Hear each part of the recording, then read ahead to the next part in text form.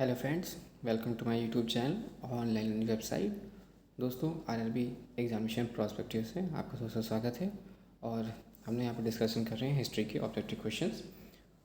दोस्तों, important question में हम लोग आते हैं पोरस महाजन पद के से मगध के उत्कर्ष तक बात की जा रही है। प्राचीन समय में अवध किस नाम से जाना जाता है? तो नाम था कोशल। बिंबिसार के समय मगध की राजधानी कौन सी थी? राजगृह, नालंदा, तक्षशिला या पाटलिपुत्र? राइट आंसर है राजगृह। हर्यक वंश के संस्थापक बिंबिसार के समय में मगध की राजधानी राजगृह थी।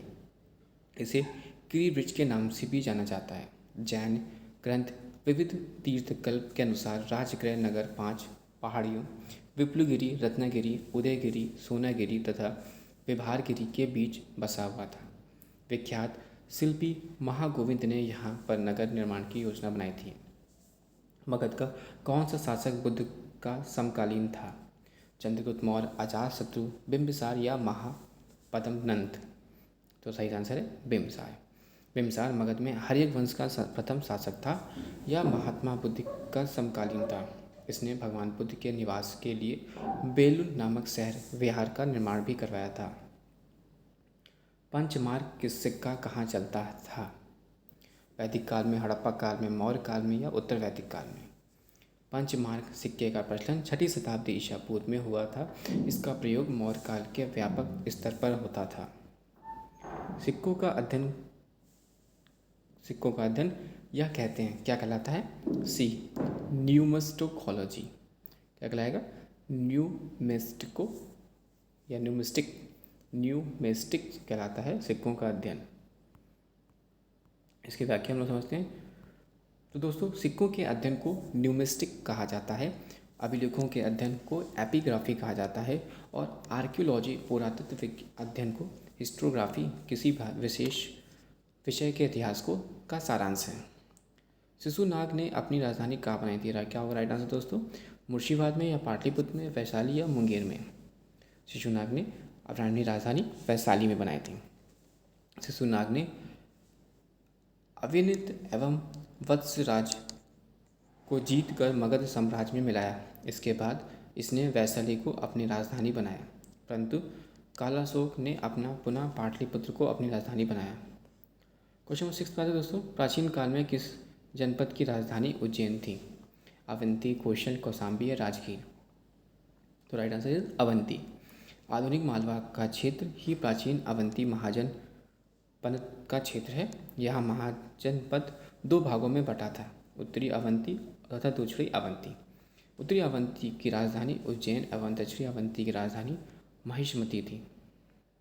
पटना शहर का पुराना नाम है? पाटलिपुत्र, कन्नौज, कौशाम्बी या कपिलवस्तु? पाटलिपुत्र। पटना का पुराना नाम पाटलिपुत्र था। अलेक्जेंडर ने भारत पर आक्रमण कब किया था? ईसा से 326 ईसा पूर्व, ईसा की मृत्यु के 326 वर्ष बाद या ईसा के 320 वर्ष बाद? तो राइट आंसर जाएगा ईसा के 326 वर्ष पूर्व। हाइट स्पीच युद्ध कहाँ लड़ा गया था? सिकंदर द्वारा पोरस की पराजय किस युद्ध में हुई थी? तो दोस्तों राइट आंसर क्या हो जाएगा? यहाँ पे व्याख्या बात करते हैं तो सिकंदर तथा अलेक्जेंडर ने 326 ईसा पूर्व में भारत पर आक्रमण कर हाई डे स्पीच या वित्स्ता झेलम के युद्ध में पोरस को हराया था। 326 ईसा पूर्व उत्तर पश्चिम भारत में सिकंदर का अतिक्रमण इनमें से किसके काल में हुआ? अज्ञातशत्रु, नंदवंश, चंद्रगुप्त मौर्य या शिशुनाग? तो राइट आंसर हो जाएगा नंदवंश। यूनान के प्रसिद्ध शासक सिकंदर ने जिस समय उत्तर पश्चिम भारत पर आक्रमण किया था उस समय नंदवंश का काल था। इस समय धनानंद का शासनकाल था। सिकंदर की मृत्यु कहाँ हुई? पाटला में, तक्षशिला में, बेबीलोन में, क्रेडिशिया या इनमें से कोई नहीं? तो सी, बेबीलोन। यानी सिकंदर की मृत्यु लगभग 313 ईसा पूर्व बेबीलोन में हुई थी। सिकंदर मेडुसोन के क्षत्रप फिलिप तृतीय का पुत्र था। 326 ईसा पूर्व में उसने भारत विजय के लिए अभियान चलाया था। क्वेश्चन 11 की बात करते हैं। कौन सी नदी सिकंदर महान के भारत आक्रमण की सन्निहित पूर्वी सीमा थी? सतलज, सिंधु, व्यास या चिनाब? तो आंसर जाएगा सी, व्यास नदी के तट पर सिकंदर की सेना ने आगे बढ़ने से इनकार कर दिया था। यहीं से वह वापस लौट गया था। अतः व्यास नदी सिकंदर महान के भारत आक्रमण की सन्निकट पूर्वी सीमा थी। किस यूनानी इतिहासकार को इतिहास का जनक कहा जाता है? आर्किमिडीज को, हेरोडोटस को, यूक्लिड को या हिप्पोक्रेटस को? राइट आंसर हो जाएगा बी यानी हेरोडोटस। यूनानी इतिहासकार हेरोडोटस का इतिहास का जनक कहा जाता है। 5वीं शताब्दी ईसा पूर्व उसने हेरोस्टिका नामक पुस्तक की रचना की थी।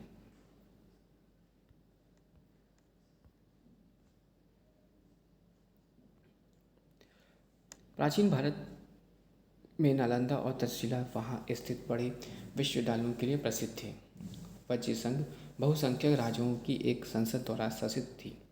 अतीत का मगध राज्य लगभग आधुनिक बिहार के भौगोलिक समरूप था। विश्व का पहला गणतंत्र वैशाली लिच्छवी द्वारा स्थापित किया गया था। प्रथम बौद्ध परिषद का आयोजन अजातशत्रु ने राजगीर या राजगृह में कराया था। मौर्य पूर्व काल में वज्र महाजनपद की राजधानी वैशाली थी। पाणिनि द्वारा रचित अष्टाध्यायी संस्कृत व्याकरण पर लिखी गई एक प्रसिद्ध पुस्तक है। प्रसिद्ध विजेता सिकंदर मैसेडोनिया का शासक था। अलेक्जेंडर ने पश्चिमी सीमा पर विजय प्राप्त की। अविंतिका मध्य प्रदेश के उज्जैन नगर का प्राचीन नाम है। तौसाली में प्राचीन काल कलिंग का एक महत्वपूर्ण बस्ती थी। अंगुत्तर निकाय में 16 महाजनपदों के बारे में जानकारी मिलती है। शिशुनाग वंश का शासक कौसाल शोक, जिसके समय वैशाली के द्वितीय बौद्ध संगति का आयोजन किया गया, उसे काकवड़ के नाम से भी जाना जाता है। हर एक वंश के शासक अजातशत्रु को कुड़िक कहा जाता था। नंद वंश में मगध पर शासन किया गया। बिंबिसार के शासनकाल में वर्धमान, महावीर और गौतम बुद्ध दोनों ने अपने सिद्धांतों के प्रवचन दिए। सिंहासन छीनने के लिए बिंबिसार का वध अजातशत्रु ने किया था। उत्तरी बिहार का प्राचीन नाम वजी था। अंग महाजनपद की राजधानी चंपा थी। भारत में अलेक्जेंडर की सफलता का कारण भारत में केंद्रीय शक्ति का नहीं होना, अलेक्जेंडर के पास बढ़िया किस्म की सेना होना तथा उसे भारत के गद्दार शासकों का सहयोग प्राप्त होना। डेरिस ने भारत पर कभी आक्रमण नहीं किया। पाटलिपुत्र शहर की नींव उदयन ने रखी थी। पोरस ने सिकंदर का विरोध किया था। कुरु महाजनपद की राजधानी इंद्रप्रस्थ थी। प्राचीन भारत के अंग महाजनपद में बिहार के मुंगेर और भागलपुर के आधुनिक जिले सम्मिलित हैं। दोस्तों, हम लोग बात करेंगे अब मौर्य समाज के बारे में। मौर्य समाज की जब हम लोग बात करते हैं तो सम्राट अशोक किसके पुत्र थे? तो आप बताएंगे आंसर बिंदुसार के। चाणक्य का अन्य नाम क्या था? विष्णुगुप्त। किस राजा की कहानी मुद्राक्षर नाटक के विषय पर है? चंद्रगुप्त मौर्य। और मौर्य वंश का अंतिम सम्राट कौन था? बृहस्पति था। दोस्तों, क्वेश्चन आता है कि भारत का प्रथम साम्राज्य निर्माता कौन सा वंश था? तो मौर्य वंश था। मौर्य साम्राज्य भारत की भूमि पर स्थापित किए गए साम्राज्यों में सबसे पहला और सबसे बड़ा साम्राज्य था। यह विशाल साम्राज्य ऑक्सस नदी की घाटी से कावेरी की द्रोणी तक संगठित रूप से एक छत्र प्रशासन के अंतर्गत फैला हुआ था। चंद्रगुप्त मौर्य एक ऐसा पहला शासक था जिसने भारत को राजनीतिक दृष्टि से एकता के सूत्र में पिरोया था। महापद्म नंद वंश का एक महान शासक था। उसने पौरवों, इक्ष्वाकुओं और प्रदियोताओं को, जो कौशाम्बी, कौशल और अविंत में शासन कर रहे थे, पराजित कर अधिकांश उत्तर भारत पर अपना साम्राज्य स्थापित कर लिया। निम्नलिखित में कौन भारत नहीं आया था? आपको ये बताना है। तो क्या हुआ right answer? Columbus. Megasthenes Chandragupta Maurya के शासनकाल में भारत आया था। फाहान चंद्रगुप्त द्वितीय के शासनकाल में भारत आया था। और वास्को डिगामा द्वारा 1498 ईस्वी में भारत की खोज की गई थी, जबकि कोलंबस ने 1492 में अमेरिका की खोज की थी। तो अतः कोलंबस भारत नहीं आया था। मेगास्थनीज किसके दरबार में था? चंद्रगुप्त मौर्य के दरबार में था। तो दोस्तों, मेगास्थनीज चंद्रगुप्त मौर्य के दरबार में यूनानी शासक सेल्यूकस का राजदूत था। मेगास्थनीज द्वारा रचित किस ग्रंथ में भारत के मौर्यकालीन इतिहास का पता चलता है? तो इंडिका। मेगास्थनीज द्वारा रचित पुस्तक इंडिका के से मौर्यकालीन इतिहास पर प्रकाश पड़ता है। मेगास्थनीज यूनानी राजा सेल्यूकस का राजदूत था। वह चंद्रगुप्त मौर्य के शासनकाल में भारत आया। इससे पूर्व वह आरोस कोशिया के क्षत्रप के दरबार में सेल्यूकस का राजदूत रह चुका था। इंडिका निम्नलिखित में से किसकी कृति है? कौटिल्य की, मैगस्थनीज की, विशाखादत्त की और तारनाथ की? मैगस्थनीज की। अपने साम्राज्य के विस्तार में चंद्रगुप्त मौर्य की सहायता की थी। बौद्ध ज्ञान ने, उपगुप्त ने, चाणक्य ने या शूद्रक ने? आंसर नंबर सी, चाणक्य ने। चाणक्य कौटिल्य व विष्णुगुप्त के नाम से भी जाने जाते हैं। चंद्रगुप्त मौर्य के प्रधानमंत्री व प्रधान पुरोहित थे। वह बहुत ही कूटनीतिक व्यक्ति थे। इसने चंद्रगुप्त मौर्य का प्रशिक्षण एवं उसके मार्ग निर्देशन का कार्य किया था, जिसके कारण उसे साम्राज्य विस्तार में सहायता मिलती। क्वेश्चन नंबर 7, प्राचीन भारत का वह प्रसिद्ध शासक जिसने अपने जीवन के अंतिम दिनों में जैन धर्म को अपनाया था? क्या राइट आंसर? 7 का ए, चंद्रगुप्त। निम्नलिखित में किस मौर्य शासक ने अपनी राजगद्दी को परित्याग कर दक्षिण में जैन ताप्सिकी में जैसा प्रवास किया? चंद्रगुप्त मौर्य ने अपने जीवन के अंतिम समय में किस धर्म की दीक्षा ली? चंद्रगुप्त मौर्य ने अपने जीवन के अंतिम दिन कहाँ बिताए थे? तो इन सभी प्रश्नों को उत्तर देने आ रहे हैं दोस्तों। मौर्य वंश के संस्थापक चंद्रगुप्त ने अपने जीवन के अंतिम दिनों में जैन धर्म को अपनाया था तथा जैन अनुश्रुति के अनुसार उसने मैसूर के श्रवणबेला गोला में संलेखना द्वारा मृत्यु का वर्णन किया।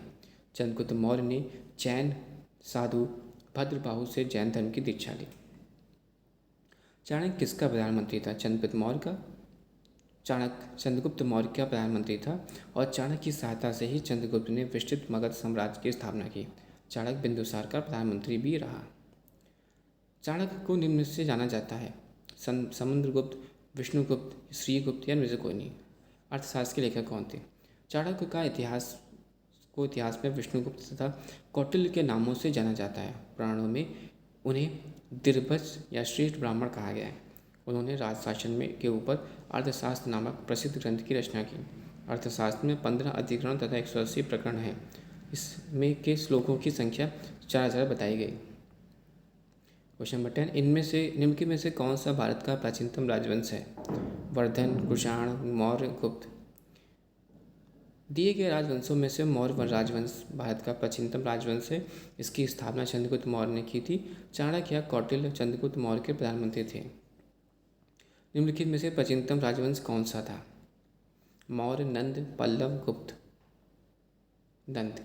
उपरोक्त में से सबसे प्राचीनतम राजवंश नंद वंश है।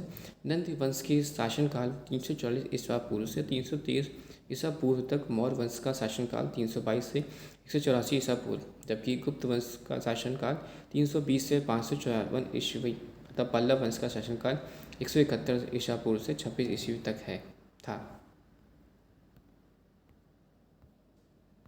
क्वेश्चन नंबर 12 की बात करते हैं हम लोग कि अशोक ने बौद्ध धर्म के प्रचार के लिए विदेशों में किसको भेजा था? प्रवर्तक को, इनमें से कोई नहीं, या संघमित्रा को, या मिंडेकर ने? तो राइट आंसर है सी, यानी संघमित्रा। अशोक बौद्ध धर्म का समर्थक था। उसने बौद्ध धर्म के प्रचार के लिए अनेक भिक्षुओं को नियुक्त किया था। इसी क्रम में उसने अपने पुत्र महेंद्र और पुत्री संघमित्रा को श्रीलंका में बौद्ध धर्म का प्रचार के लिए भेजा था। अशोक किस वंश से संबंधित था? मुगल वंश, गुप्त वंश या मौर्य वंश, या इनमें से कोई नहीं? आंसर हो जाएगा मौर्य वंश। अशोक मौर्य राजवंश से संबंधित था और यह सम्राट चंद्रगुप्त मौर्य के पुत्र और बिंदुसार के पुत्र थे। ब्राह्मी लिपि किसने स्पष्ट किया? John F Field, James Prinsep, Alexander Cunningham या जॉन मार्शल? तो right answer is James Prinsep. Brahmi लिपि को स्पष्टता पढ़ने का श्रेय जेम्स प्रिशप को है। जेम्स प्रिशप कलकत्ता की टकसाल में के अधिकारी थे। उन्हें प्राचीन भारतीय संस्कृति और कला में भी काफ़ी रुचि थी। अशोक के अभिलेख का सर्वप्रथम किसने पढ़ा? ए, जेम्स प्रिशप। सर्वप्रथम 1837 ईस्वी में जेम्स प्रिशप नामक विद्वान ने अशोक के लेखों का अध्ययन किया। भंडारकर महोदय ने तो मात्र अभिलेखों के ही आधार पर अशोक का इतिहास लिखने का सलाहत प्रयास किया। क्वेश्चन नंबर 16, अशोक ने इन सभी में से कौन सा धर्म अपनाया? बौद्ध, जैन, इस्लाम या ईसाई? बौद्ध। ईसा पूर्व 261 ईसा पूर्व में कलिंग विजय के उपरांत अशोक ने बौद्ध धर्म अपनाया था। इसका प्रमाण ब्राह्मु लघु स्तंभ लेख से मिलता है। इसमें अशोक बुद्ध धम्म संघ का अभिवादन करता है। अपने अभिलेखों में प्रायः किस नाम से अशोक संदिग्ध है वह है प्रियदर्शी। अशोक के प्राय सभी अभिलेखों में से उसे देवानम प्रियदर्शी कहा गया, अर्थात देवताओं का प्रिय राजा। क्वेश्चन रेटिंग की बात करते हैं। सम्राट अशोक पर कलिंग युद्ध के प्रभाव को निम्न प्रकार से देखा जा सकता है। स्तंभ आलेख, चट्टान आलेख, उत्खनन या इनमें से कोई नहीं। बी चट्टान आलेख। अशोक के 13वें शिलालेख से कलिंग युद्ध तथा उसके परिणामों के विषय में विस्तृत जानकारी प्राप्त होती है। कलिंग युद्ध के हृदय विदारक हिंसा एवं नरसंहार ने अशोक के हृदय स्थल को स्पर्श किया और उसने सदैव के लिए युद्ध नीति का परित्याग करके धम्म विजय की नीति का श्रीगणेश किया। क्वेश्चन 19 दोस्तों, किस स्थान के निकट प्रसिद्ध कलिंग युद्ध लड़ा गया था? बी धौली। कलिंग युद्ध प्राचीन काल में उड़ीसा राज्य में धौली या धौली नामक स्थान पर लड़ा गया था। इस स्थान में दीर्घ शिलालेख भी प्राप्त हुआ। क्वेश्चन 20, सारनाथ में किस सम्राट का स्तंभ है? अकबर, अशोक, शेरशाह या शाहजहां? बी अशोक, यानी सम्राट अशोक ने बौद्ध धर्म अपनाने के बाद धर्म के प्रचार के लिए अनेक कार्य किए। भगवान बुद्ध से संबंधित स्थानों पर सम्राट द्वारा स्तंभ लेख एवं शिलालेख बनवाए गए। भारत का राज्य चिन्ह सारनाथ स्थित अशोक के सिंह स्तंभ की अनुकृति है। इसका निर्माण अशोक ने करवाया था। सारनाथ का लॉयन कैपिटल किस शासक से संबंधित है? बी अशोक। सारनाथ का लॉयन कैपिटल अशोक से संबंधित है। यह अशोक के शासनकाल में बना था। अशोक ने अपने शिलालेखों में अपने समस्त समकालीन दक्षिण के किस राज्य का उल्लेख नहीं किया? क्या होगा राइट आंसर?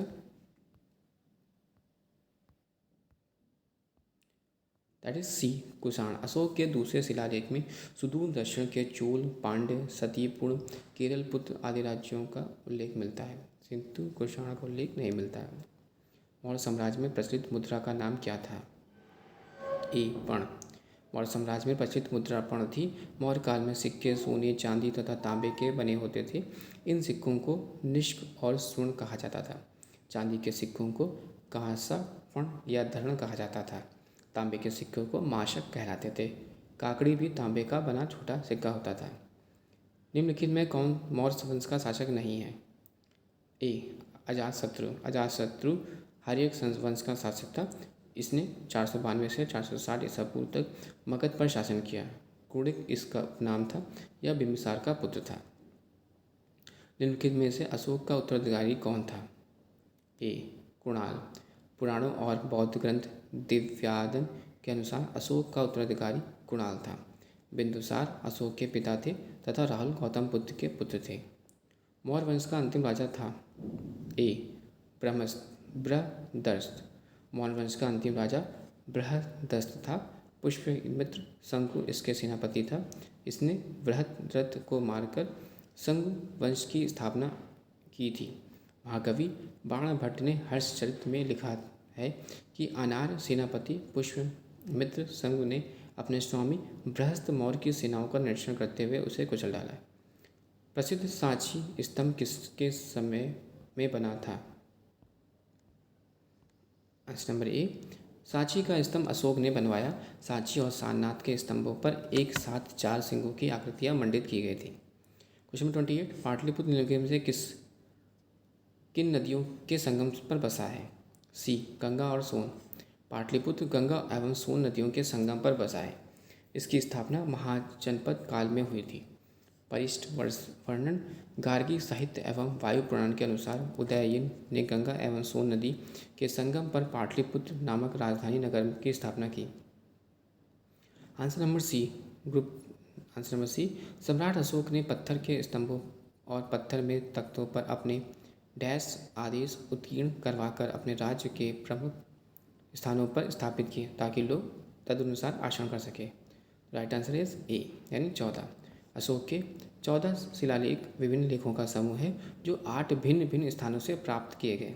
इसमें अशोक की राजाज्ञाएं यानी शासनादेश उत्कीर्ण था। अशोक के अधिकांश अभिलेख प्राकृता भाषा और ब्राह्मी लिपि में लिखे गए। केवल 2 अभिलेखों शाहबाज गढ़ी एवं मानासेरा की लिपि ब्राह्मणी न होकर खरोष्टी है। मौर्य समाज का वर्गों में विभाजन दार्शनिक, किसान, पशुपालक, कारीगर व शिल्पी, सैनिक, निरीक्षक, सभासद या मैगस्थनीज के इंडिका में किया गया। दिव्यवादन के अनुसार अशोक को बौद्ध धर्म स्वीकारने के लिए उपयुक्त ने प्रेरित किया। मौर्य वंश की प्रसिद्ध राजा बिंदुसार चंद्रगुप्त मौर्य का पुत्र एवं अशोक का पिता था। मौर्य वंश का महानतम शासक अशोक था। बौद्ध धर्म का संदेश देने के लिए अशोक ने संघमित्र, देवनाप्रिय व मिनांडर में से किसी को भी विदेश नहीं भेजा। अशोक की धम्म नीति एवं शासन सिद्धांत का उल्लेख 14 मुख्य शिलालेख में किया गया। John F Fleet, James Prinsep, Alexander Cunningham व जॉन मार्शल में से जेम्स प्रिंसेप को ब्राह्मी लिपि को पढ़ा।